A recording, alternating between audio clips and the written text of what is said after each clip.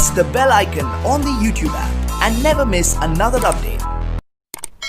Hello all of you, आज के session में आप लोगों का वेलकम है।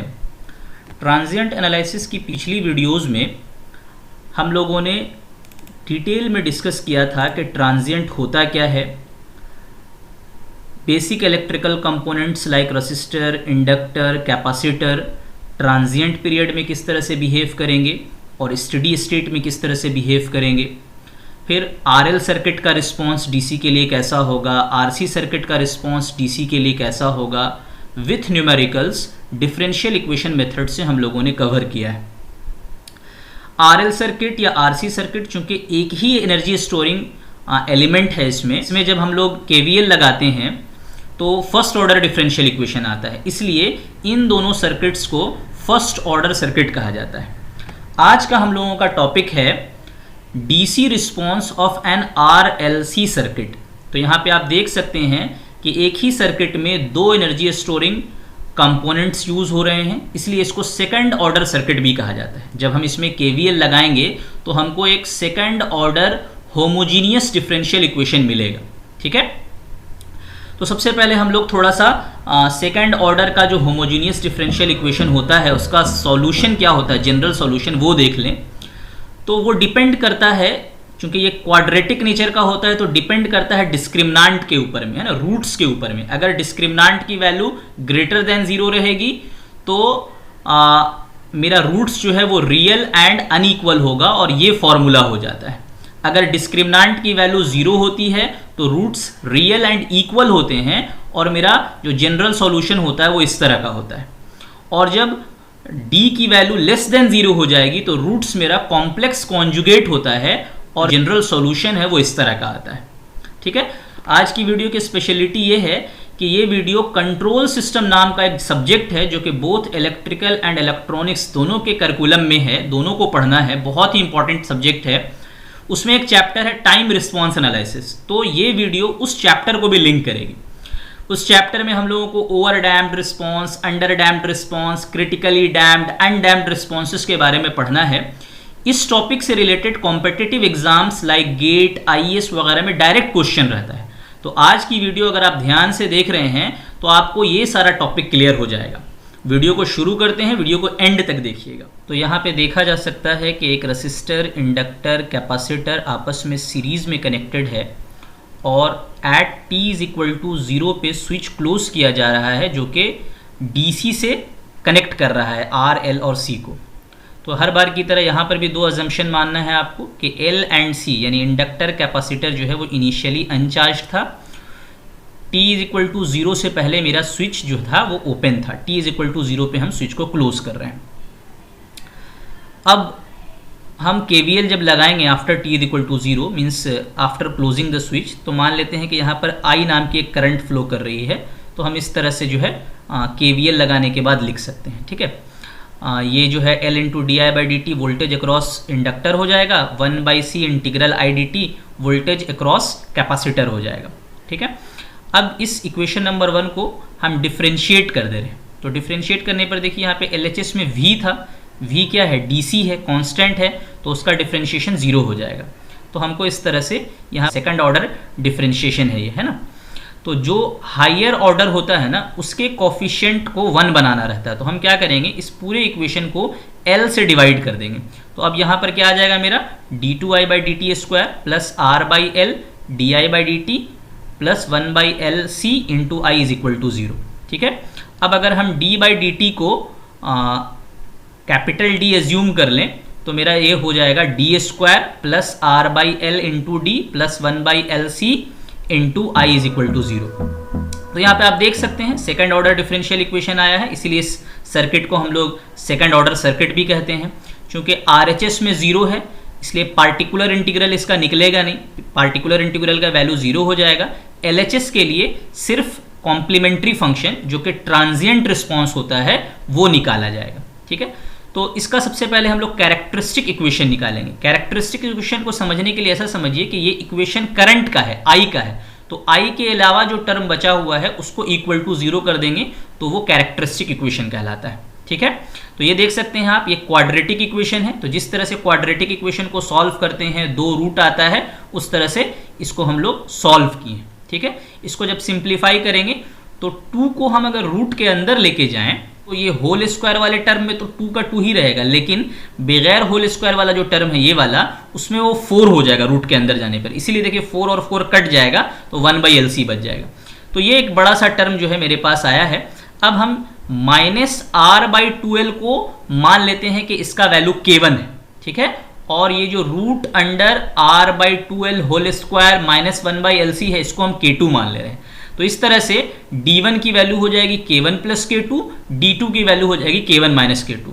बाज ऑथर अल्फा एंड बीटा भी मानते हैं, आप मान सकते हैं उस तरह से भी। ठीक है, तो यहाँ पे देखिए, अब ये जो मेरा टर्म है ना k2, ये पॉजिटिव भी हो सकता है, नेगेटिव भी हो सकता है और 0 भी हो सकता है। 3 केस आएगा। तो अभी हम मान के चल रहे हैं कि k2 पॉजिटिव है, मतलब क्या हुआ, r/2l का होल स्क्वायर बड़ा है 1/LC से। तो ऐसे सिचुएशन में क्या होगा, रूट्स मेरा रियल एंड अनइक्वल होगा। रूट्स जब रियल एंड अनइक्वल होगा तो हम लोग किसी भी क्वाड्रेटिक इक्वेशन को इस तरह से लिख सकते हैं, d - √1 इंटू d - √2। रूट क्या आया है मेरा, k1 प्लस k2 और k1 माइनस k2 आया है, तो यहाँ पे लिख दिए उस चीज को हम। अब सॉल्यूशन जो है, थोड़ी देर पहले वीडियो में बात की गई थी, क्या हो जाएगा, I = c1 e⁻⁴ first root into t plus c2 e⁻⁴ second root into t हो जाएगा। ठीक है, इस तरह के सिस्टम को या इस तरह के रिस्पॉन्स को ओवर डैम्प्ड रिस्पॉन्स कहा जाता है। यानी ये अब इसमें जो क्या होता है कि आउटपुट जो है वो अपने फाइनल वैल्यू तक पहुंचने में बहुत ज़्यादा टाइम लेता है। ठीक है, ये पहला रिस्पॉन्स था मेरा। अब मान लेते हैं k2 नेगेटिव हो जाए। k2 नेगेटिव क्या कब होगा, r/2l का होल स्क्वायर 1/LC से कम होगा तो रूट के अंदर में नेगेटिव टर्म रहेगा। मतलब क्या हुआ कि मेरा रूट्स जो होगा वो कॉम्प्लेक्स कॉन्जुगेट होगा। तो कॉम्प्लेक्स कॉन्जुगेट मान लेते हैं कि इस बार मेरा रूट जो है वो k1 प्लस jk2 है और k1 माइनस jk2 है। ठीक है, d minus first root into d minus second root into I = 0। अब इस केस में जो करंट का जनरल सॉल्यूशन होगा वो इस तरह से होगा, जो मेरा रियल पार्ट है ना, e⁻k1t हो जाएगा, और यहाँ पर जो इमेजिनरी पार्ट का कोफिशिएंट है वो हो जाएगा c1 cos k2t plus c2 sin k2t। इस तरह के रिस्पॉन्स को अंडर डैम्प्ड रिस्पॉन्स कहा जाता है। क्या मतलब हुआ कि मेरा आउटपुट तो फाइनल वैल्यू तक पहुंच जाएगा, लेकिन फाइनल वैल्यू पे फिक्स्ड होने के लिए, सेटल होने के लिए थोड़ा सा ऑसिलेशन रहेगा सिस्टम में, और कुछ देर के बाद आफ्टर सेटलिंग टाइम, यानी यहां से यहां तक after settling time it will settle to its final value. तो इस तरह के सिस्टम को हम लोग कहते हैं अंडर डैम्प्ड रिस्पॉन्स। ठीक है, अब ये कितना देर का रहेगा, ये वाला सेटलिंग टाइम कितना लगेगा, वो डिपेंड करता है R, L और C की वैल्यू पर। अब आते हैं हम लोग थर्ड केस में। थर्ड केस में क्या होगा कि k2 की वैल्यू 0, कब, जब r/2l का होल स्क्वायर और 1/LC दोनों बराबर हो।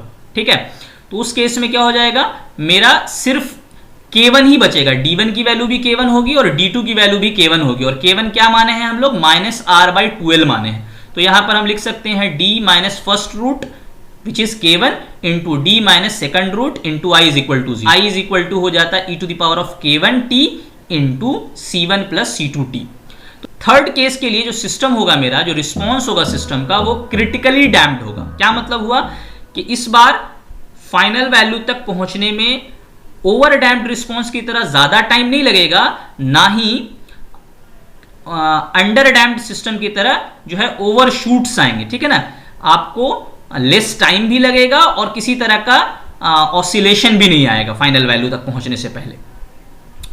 तो मेरा RLC सर्किट बहुत ज़्यादा इंपॉर्टेंट होता है। ट्यूनिंग सर्किट में, रेडियो कम्युनिकेशन के केस में यूज़ किया जाता है, वोल्टेज मल्टीप्लायर के फॉर्म में यूज़ होता है, पैसिव फिल्टर्स में यूज़ होता है। इंडक्टर और कैपेसिटर ही किसी भी सिस्टम में नेचुरल ऑसिलेशन के लिए भी रिस्पॉन्सिबल होता है। इसी की वजह से जो है ना सिस्टम में ऑसिलेशन आता है, फ्लक्चुएशन आता है, और रेसिस्टर का काम होता है कि उस ऑसिलेशन को सप्रेस करना, मिनिमाइज करना। जो ऑसिलेशन हो रहा है उसकी जो फ्रीक्वेंसी होती है, नेचुरल फ्रीक्वेंसी ओमेगा, उसका फॉर्मूला होता है 1/√LC। ठीक है, और अल्फा जिसकी वैल्यू थोड़ी देर पहले हम लोग एज्यूम किए थे R/2L, विदाउट माइनस साइन, ठीक है। Alpha is equal to R by 2l, उसको हम लोग डैम्पिंग कॉफिशिएंट कहते हैं, और अल्फा और ओमेगा के रेशियो को जीटा कहा जाता है, damping factor. R by 2 under root C by L इसका वैल्यू होता है। ये जीटा कंट्रोल सिस्टम में बहुत ज्यादा इंपॉर्टेंट है। अगर जीटा की वैल्यू 0 से 1 के बीच में है तो वो अंडर डैम्प्ड सिस्टम होता है, अगर जीटा की वैल्यू एग्जैक्टली 1 के बराबर है तो वो क्रिटिकली डैम्प्ड होता है, और अगर जीटा की वैल्यू ग्रेटर देन 1 है तो वो ओवर डैम्प्ड होता है। अगर जीटा की वैल्यू 0 हो जाएगी तो ऑसिलेशन आता ही रहेगा, उसकी मैग्नीट्यूड में किसी तरह का कोई कमी नहीं आएगा, उसको अनडैम्प्ड सिस्टम कहते हैं, ठीक है। तो यहां पर इस ग्राफ में आप लोग देख सकते हैं कि ओवर डैम्प्ड सिस्टम जो है वो बहुत टाइम ले रहा है पहुंचने में, अंडर डैम्प्ड सिस्टम पहुंच तो जा रहा है लेकिन सेटल होने से पहले ऑसिलेशन आ रहा है, क्रिटिकली डैम्प्ड सिस्टम थोड़ा जल्दी भी पहुंच रहा है, मतलब ओवर डैम्प्ड सिस्टम की तरह टाइम ज्यादा नहीं ले रहा है, और अंडर डैम्प्ड सिस्टम की तरह उसमें जो है ऑसिलेशन नहीं आ रहा है। अब हम लोग बात करने वाले हैं एक न्यूमेरिकल के बारे में। एक सिंपल सा न्यूमेरिकल है, आपको इसमें करंट ट्रांजिएंट का वैल्यू निकालना है। तो यहाँ पे आप देख सकते हैं कि स्विच जो है t इज इक्वल टू 0 पे क्लोज हो रहा है, उससे पहले स्विच ओपन था। स्विच के क्लोज होने के साथ साथ करंट I फ्लो होना चाहेगी। 20 ओम, 0.05 हेनरी एंड 20 माइक्रोफैराड का RLC जो है वो सीरीज में कनेक्टेड है। KVL लगा देंगे, उसके बाद उसको डिफरेंशिएट कर देंगे। डिफरेंशिएट करने के बाद देखिए ये मेरा हायर ऑर्डर डिफरेंशियल टर्म है, इसका कोफिशिएंट 0.05 है, तो इसके कोफिशिएंट को 1 बनाना है स्टैंडर्ड करने के लिए, तो 0.05 से सबको डिवाइड कर देंगे। जब 0.05 से डिवाइड करेंगे d2i बाई dt स्क्वायर का कोफिशिएंट 1 रहेगा, D I by D T का कोफिशिएंट 20 बाई 0.05 को अगर आप सॉल्व कीजिएगा तो 400 आ जाएगा, और यहाँ पर 10 टू द पावर ऑफ 6 बचेगा। अब यहाँ से d बाई डी टी को कैपिटल D मान लेते हैं, तो ये हो जाएगा d square plus 400d plus 10 to the power of 6 into I is equal to 0। तो ये standard second order homogeneous differential equation है, ठीक है। अब जिस तरह से हम लोग एक क्वाड्रेटिक इक्वेशन को सॉल्व करते हैं तो 2 रूट आता है, मान लेते हैं d1 और d2 वो रूट्स हैं। इस फॉर्मूले पे, क्वाड्रेटिक इक्वेशन वाले फॉर्मूले पे पुट कर दिए। सिंप्लीफाई कर रहे हैं तो देखिए यहाँ पे इस तरह का आ गया है सिंप्लीफाई करने के बाद। तो यहाँ पे आप ध्यान से देख सकते हैं कि ये एक टर्म है 200 स्क्वायर और एक टर्म है 10 टू द पावर ऑफ 6। तो जाहिर सी बात है 10 टू द पावर ऑफ 6 ज्यादा है, यानी 1 बाई LC वाला टर्म ज्यादा है।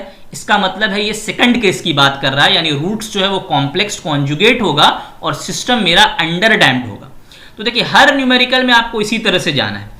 कभी कभी क्या क्वेश्चन होता है, सीधे जो है ऑब्जेक्टिव क्वेश्चन में क्या करेगा, सीधे पूछ देगा कि बताइए इसका रिस्पॉन्स कैसा होगा।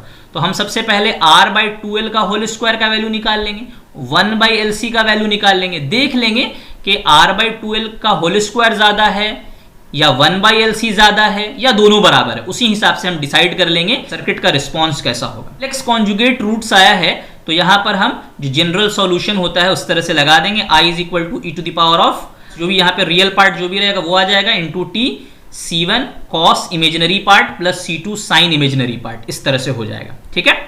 अब इस इक्वेशन में C1 और C2 इनिशियल वैल्यूज हैं, उसको हमको सिंप्लीफाई करना है। तो सबसे पहले तो t का वैल्यू 0 पुट कर देंगे, सॉल्व करेंगे तो cos 0 का वैल्यू तो 1 होता है लेकिन sin 0 का वैल्यू 0 हो जाता है, तो ये वाला टर्म खत्म हो जाएगा।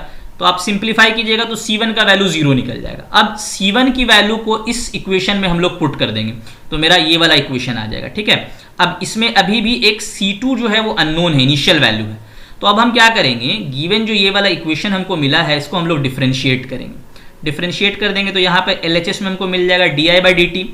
यहाँ पर C2 चूंकि कांस्टेंट था इसको बाहर लेके आ जाएंगे, C2 हो जाएगा। अब ये U इंटू वी यानी कि एक एक्सपोनेंशियल टर्म है और एक साइन का टर्म है, ट्रिगोनोमेट्रिक टर्म है, हम लोग u इंटू वी करके डिफरेंशिएट करेंगे। तो पहले हम मान लेते हैं e to the power of -200t को हम फिक्स्ड कर रहे हैं और साइन के टर्म को डिफरेंशिएट करें तो साइन का कोफिशिएंट बाहर आ जाएगा, कॉस में जो है साइन का डिफरेंशिएशन कॉस हो जाएगा। उसके बाद साइन को हम फिक्स्ड रख रहे हैं, है ना, और फिर एक्सपोनेंशियल टर्म का डिफरेंशिएशन कर रहे हैं। तो क्या करेंगे, कोफिशिएंट जो था वो यहाँ आ जाएगा -200, exponential term as it is रह जाएगा, ठीक है।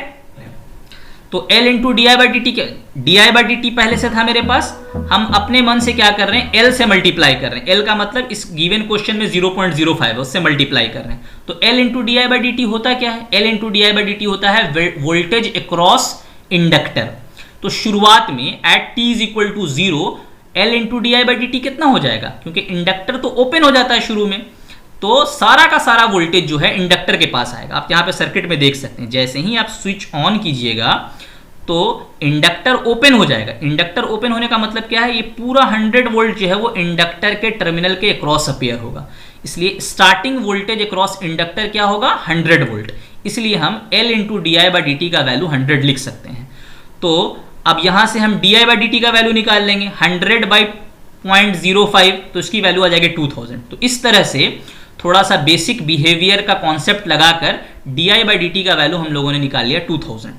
अब 2000 इज इक्वल टू क्या हो जाएगा, क्योंकि ये तो at T is equal to 0 की बात हो रही है, तो इस इक्वेशन में ये जो इक्वेशन आया है मेरा डिफरेंशिएशन करने के बाद, उस इक्वेशन में t की वैल्यू 0 पुट करेंगे, तो t की वैल्यू जब आप 0 पुट कीजिएगा तो e to the power of 0 1 हो जाएगा, 979.8 एज इट इज रहेगा, cos 0 हो जाएगा, और चूंकि इस टर्म में साइन है तो साइन 0 का वैल्यू 0 होता है, इसलिए यहाँ पे 0 आ जाएगा। ठीक है, तो अब यहाँ पे आ गया क्या मेरा 2000 is equal to C2 into 979.8, तो यहां से हम C2 का वैल्यू निकाल लेंगे, 2.04 निकल जाएगा। ठीक है, अब फाइनली जो है ये वाले इक्वेशन में हम C2 की वैल्यू पुट कर देंगे, तो मेरा वैल्यू आ जाएगा I is equal to E to the power of -200t into 2.04 sine 979.8t ampere. तो हर न्यूमेरिकल को बनाने का प्रोसीजर यही रहेगा। आपको सबसे पहले KVL लगाना है, उसके बाद डिफरेंशिएट करके इस तरह से देखना है। यहां पर आने के बाद आपको पता चलेगा मेरा पहला केस आने वाला है कि सेकंड केस आने वाला है कि थर्ड केस आने वाला है, उसी हिसाब से जनरल सॉल्यूशन लगेगा और C1 और C2 की वैल्यू निकालनी है। तो मोर और लेस हर न्यूमेरिकल में एक ही तरह का काम करना है। आप लोग इस असाइनमेंट प्रॉब्लम को सॉल्व करने की कोशिश कीजिए। होप आप लोगों को समझ में आया होगा। Thank you for today.